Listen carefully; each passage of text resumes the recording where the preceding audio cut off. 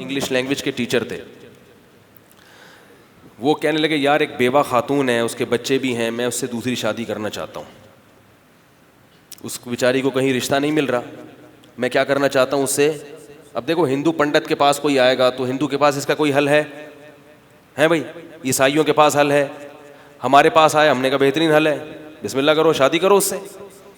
اس بیچاری کو کوئی ٹھکانہ نہیں دے رہا, تم دو اس کو ٹھکانہ, تمہیں اگر دل بھی چاہ رہا ہے, اس کی طرف رغبت بھی ہے تو اچھا ہے یار, ثواب ہی ثواب. وہ کہہ رہے میں ایک دامت برکاتم کے پاس سے ہو کے آ رہا ہوں, ایک تو بزرگ ہیں تو بزرگ, اللہ تعالیٰ ان کی زندگی میں برکت دے, لیکن پتہ نہیں وہ کیوں میری مخالفت میں شاید کیا ہو گیا, ان کو مسلسل کلپ آ رہے ہیں میرے خلاف اور شادیوں کے بارے میں.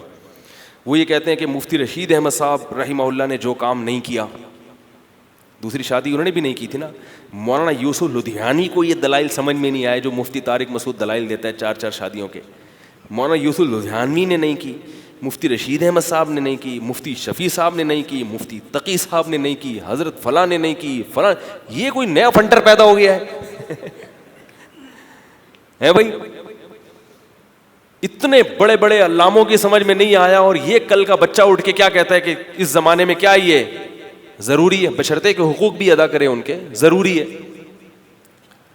وہ یہ کہہ رہے ہیں, وہ بزرگ یہ فرماتے ہیں اکثر اپنے, وہ مجھ سے بڑے بزرگ ہیں, میں ان کی توہین کا سوچ بھی نہیں سکتا, میں ان کی خاک کے برابر بھی نہیں ہوں, کہیں مقصد یہ نہیں سمجھے کہ میں اپنے, لیکن بھائی بات تو وہی ہوگی جو قرآن و سنت کی ہے, جو اللہ رسول کی بات. تو اب میرے پاس وہاں سے لوگ آ کے مجھے کہتے ہیں ہمارے حضرت تو یہ فرما رہے تھے کہ جب انہوں نے نہیں کی, میں نے کہا جب اللہ کے نبی نے کر لی, ابو بکر نے کر لی, حضرت عمر نے کر لی, حضرت عثمان نے کر لی, حضرت علی نے کر لی ہے بھائی, اور اللہ نے قرآن میں لکھ دیا, اور کیا چاہیے آپ کو بھائی. کہہ رہے نہیں پھر یہ قرآن اور یہ صحابہ کی سنت آپ کے شیخ مفتی رشید احمد صاحب کی سمجھ میں کیوں نہیں آئی. میں نے کہا ہمارے حضرت نے کبھی بھی دعویٰ نہیں کیا کہ دنیا کی جتنی باتیں ساری کی ساری میری سمجھ میں آ گئی ہیں, ساری باتیں دنیا کی کسی کی سمجھ میں آنا ضروری, یہ ممکن ہے کیا, ہر آدمی کی ہر پہلو کی طرف. میں نے کہا بھائی علماء بھی اسی ماحول میں پیدا ہوتے ہیں, پھر وہ تحقیق کرتے کرتے ماحول میں جو کچھ گمراہ چیزیں ہوتی ہیں اس سے بچ جاتے ہیں, کچھ چیزیں ایسی جن کے بارے میں ان کی توجہ نہیں جاتی اس طرف. تو میں نے کہا بھائی یہ اکابر ایسے دینی کارنامے ان حضرات نے سر انجام دیے ہیں کہ جو ہم نے نہیں دیے, اور یہ حضرات نہ کرتے تو ہم سوچ بھی نہیں سکتے تھے. اب اس کا یہ مطلب نہیں ہے کہ جن پہلوؤں کی طرف ان کی توجہ نہیں گئی تو وہ قیامت تک کے لیے اسلام کا کیا بن گیا ہے, قانون بن گیا ہے.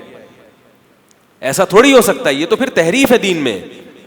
قانون وہی ہے جو اللہ اس کے رسول بتا کر گئے ہیں, کسی کی سمجھ میں آئے نہ آئے اس کے ہم مکلف نہیں ہیں. اور دوسری بات یہ جن بزرگوں کے آپ حوالے دے رہے ہیں کیا یہ دوسری شادی کو ناجائز کہتے تھے؟ تو سوال ہی پیدا نہیں ہوتا کہ انہوں نے, ان کے فتاوا آپ اٹھا کے دیکھیں, کبھی بھی نہیں لکھا کسی نے ناجائز ہے. تو گراؤنڈ ریئلٹی کو بھی دیکھا جائے, اسلام کو بھی دیکھا جائے تو حقائق وہی ہیں جو میں آپ کے سامنے بیان کر رہا ہوں. ایک چھوٹا سا واقعہ سناتا ہوں. میں ایک دفعہ بغداد کے کسی مفتی کے پاس, یہ میں واقعہ اس پہ سنا رہا ہوں کہ لوگ حوالے دیتے ہیں حضرت مفتی تقی صاحب نے نہیں کی, یہ بڑا فنٹر بنا ہوا ہے, ان سے بھی بڑا مفتی بن گیا, فلاں نے نہیں کی, ان کی توجہ گئی نہیں اور یہ بڑا فنٹر پیدا ہو گیا, اس کی توجہ جا رہی ہے. اس میں واقعہ سنا رہا ہوں. بغداد کے کوئی مفتی تھے, ان کے پاس ایک بوڑھی خاتون آئی, مفتی صاحب سے مسئلہ پوچھا. مفتی صاحب کی اس مسئلے پہ تحقیق نہیں تھی, تو مفتی صاحب نے کہا بھائی یہ میری ابھی تحقیق نہیں ہے, ریسرچ نہیں ہے میری. اس نے کہا مفتی کس بات کے ہو, تنخواہ کس بات کی لیتے ہو؟ وہ باقاعدہ سرکاری خزانے سے پہلے تنخواہیں ملا کرتی تھی مفتیوں کو, اب تو ثواب کے علاوہ کچھ بھی نہیں ملتا. اب مفتیوں کو صرف مسائل بتانے کا کیا ملتا ہے, ثواب ملتا ہے, اسی بھی خوش ہیں. اور یہ بھی بہت بڑی چیز ہے اگر مل جائے. کبھی کبھار ڈر یہ لگتا ہے ایسا نہ ہو یہ بھی نہ ملے وہ بھی نہ ملے. تو تنخواہیں ملتی تھیں بھاری بھرکم. تو وہ خاتون نے کہا کہ تنخواہ کس چیز کی لیتے ہو جب تمہیں اس مسئلے پہ تحقیق ہے نہیں؟ تو مفتی صاحب مفتی تھے واقعی بڑے ذہین, انہوں نے کہا میں تنخواہ ان باتوں کی لیتا ہوں جو مجھے معلوم ہے. جو چیزیں مجھے معلوم نہیں ہے اگر میں ان کی تنخواہ لینا شروع کر دوں تو بغداد کے بیت المال کا سارا خزانہ میری تنخواہ پہ لگ جائے, کیونکہ ہر انسان کی معلومات محدود ہوتی ہیں اور جو چیزیں اس کے معلوم نہیں ہیں وہ لامحدود ہیں. بہت ساری چیزیں جو ہمیں معلوم نہیں ہیں. تو یاد رکھو حضرت اقدس حضرت مفتی تقی عثمانی صاحب ہو گئے, مولانا یوسف جہانوی شہید رحمۃ اللہ علیہ ہو گئے, مفتی رشید احمد صاحب ہو گئے, اور جتنے ہمارے بڑے بڑے اکابر گزرے ہیں, ان کے جو تحقیقی کارنامے ہیں, ان کی جو دین کی خدمات جو انہوں نے کی ہیں, ان خدمات کی وجہ سے ہمیں ان سے عقیدت ہے. جو کام انہوں نے نہیں کیے ان کو اگر دیکھنا شروع کر دیں گے تو نہ کرنے والے کام ہر آدمی میں کرنے والے کاموں کی نسبت زیادہ ہوتے ہیں. نہیں یاری بات سمجھ میں. اب میں نے اگر ایک مسئلے کی تحقیق کر لی تو اب ایک آدمی مجھ سے اس لیے عقیدت کرے کہ یار یہ ان بزرگوں سے بھی بڑا ہو گیا, اس نے تو اس کی انہوں نے نہیں کی. بھائی ہم نے بہت سے ایسی چیزوں کی نہیں کی جس کی انہوں نے وہ کر چکے ہیں. سمجھ میں نہیں آ رہی بات میرا خیال ہے. حضرت مفتی تقی صاحب کو مکہ مکرمہ میں ابھی قاضیوں میں ان کا بیان رکھوایا ہے. ہمارا بیان ایبٹ آباد میں ہو رہا ہے, حضرت کا بیان کہاں ہو رہا ہے؟ مکہ کے بڑے بڑے مکہ مدینہ کے علامے حضرت کے سامنے آ کے بیٹھے ہیں, تو کچھ ان کی ریسرچ ہوگی نا, تحقیقات ہوگی. تو دنیا میں صرف ایک 4 شادیاں ہی مسئلہ تھوڑی, اس کے علاوہ بہت سارے مسائل ہیں. اتنا پروٹوکول ان کو مل رہا ہے. تو اب اس بنیاد پر یہ کہنا بھی غلط ہے کہ یہ جو چھوٹا آدمی جس نے ایک تحقیق کی جو بڑوں نے نہیں کی, تو اس تحقیق کی بنیاد پر یہ چھوٹا اپنے بڑوں سے بڑا بن گیا, یہ بھی غلط ہے.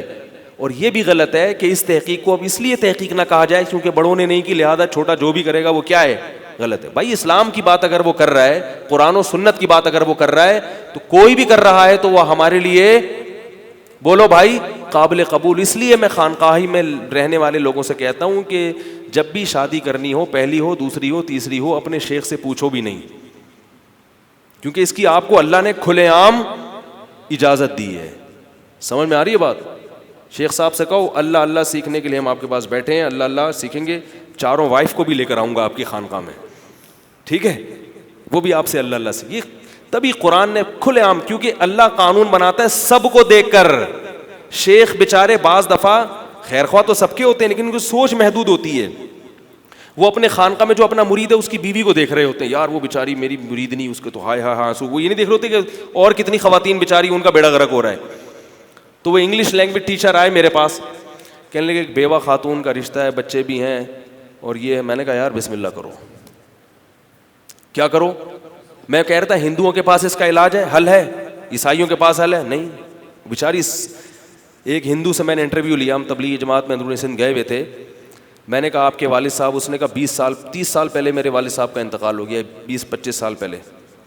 میں نے کہا پھر آپ کی والدہ؟ کہہ رہے میری والدہ بالکل ینگ تھیں, اس وقت سے 30 سال تک انہوں نے بغیر شوہر کے زندگی گزاری. میں نے کہا یار کیوں, انہوں نے کہیں اور نکاح کیوں نہیں کیا؟ اور اس نے کہا کہ ہمارے ہاں ایسا, بولو بھائی یہ ظلم نہیں ہے؟ کس قدر بدترین ظلم ہے ایک جوان لڑکی کے ساتھ, 17-18 سال میں وہ بیوہ ہو گئی, اب مذہب اس کو شادی کی اجازت. مذہب تو انسانوں کے حقوق کے لیے اللہ زمین میں نازل کرتے ہیں, انسانوں کا بیڑا غرق کرنے کے لیے تھوڑی کرتے ہیں نازل. یہ کون سی غیرت ہے, کون سا یعنی کون سی, یہاں ہیومن رائٹس والے کہاں چلے جاتے ہیں؟ انسانی حقوق کی تنظیمیں جو خواتین کے حقوق کے لیے بنی ہیں, آسمہ جہانگیر جیسے تھیں ابھی بہت بڑی, اس قسم کی جو تنظیمیں ہیں یہ اس پر بحث کیوں نہیں کرتی بھئی اس قانون کو ختم کیا جائے؟ تو یہ میں نے اس انگلش لینگویج ٹیچر کو میں نے بولا بھائی کر لے شاباش. کہہ رہے ہیں امی سے پوچھوں, ابو سے. میں نے کہا بھائی ان کی تھوڑی ہو رہی ہے, ان کو اس سے کیا غرض؟ اکثر والدین کو اس سے تھوڑی غرض ہوتی ہے کہ وہ کسی کی بیٹی کو میرا بیٹا سہارا دے رہا ہے, وہ تو اپنا مفاد دیکھیں گے. اللہ نے قانون بنایا, اللہ کے لیے سب مخلوق کیا؟ الخلق عیال اللہ. حدیث میں آتا ہے ساری مخلوق اللہ کی کیا ہے؟ اللہ کی عیال ہے, گویا کے آل اولاد ہے, گویا کے یعنی گویا کے جیسے باپ کے لیے اولاد ہوتی ہے نا, اس طرح اللہ تعالیٰ مخلوق کے بارے میں سوچتے ہیں. تو اللہ کی تو سب عورتیں کیا ہیں؟ اللہ کی باندیاں ہیں, اللہ سب کا سوچتے ہیں. اس لیے میں نے کہا اللہ نے سب کے سوچا ہے. اللہ نے کہا کہ بھائی ایسی عورتیں بھی ہوں گی, بسم اللہ کرو. اب وہ چلے گئے ایک بزرگ کے پاس, وہ مجھ سے اچھے ہی ہیں یقیناً, علم میں تقوی میں زیادہ ہوں گے, لیکن میں نے بتایا نا ہر آدمی کی ہر چیز کی طرف توجہ نہیں ہوتی.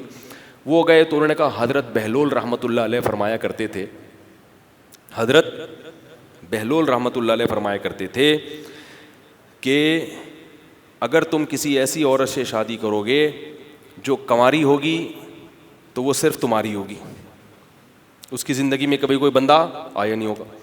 اگر ایسی عورت سے شادی کرو گے جو طلاق یافتہ یا بیوہ ہے مگر اولاد نہیں ہے تو وہ آدھی تمہاری ہوگی, آدھی پرانے والے کی ہوگی. سمجھ آ رہی ہے بات؟ یعنی ظاہر ہے اس کے پرانے شوہر کی یادیں بھی ہوں گی, یہ نیا بھی آئے گا تو کمپیئر کرتی رہے گی, تو 50% تمہاری 50% پرانے والے کی. اور اگر ایسی عورت سے شادی کی جو بیوہ بھی ہے اور اس کے بچے بھی ہیں تو بالکل بھی تمہاری نہیں ہوگی, وہ صرف اپنے بچوں کی خاطر آئی ہے.